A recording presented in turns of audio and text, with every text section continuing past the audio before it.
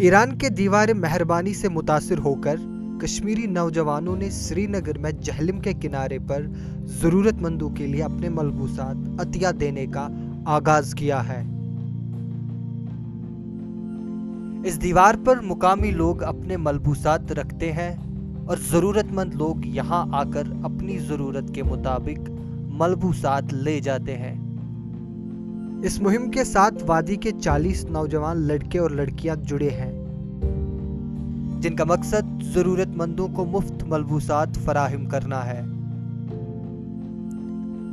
मुकामी लोगों ने इस मुहिम की बहुत सराहना की है और अपने मलबूसात अतिया देने के लिए जहलम के बंड पर जोक दर जोक आ रहे हैं। बहुत सारे ज़रूरतमंद है जिनको ये चाहिए, ऐसे भी बहुत सारे हैं जिनके पास कुछ नहीं है।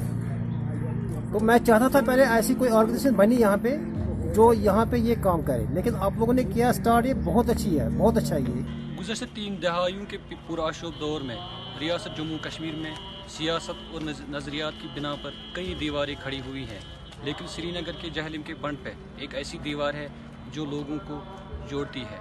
दीवार मेहरबानी। ETV भारत के लिए श्रीनगर से मीर फरहत।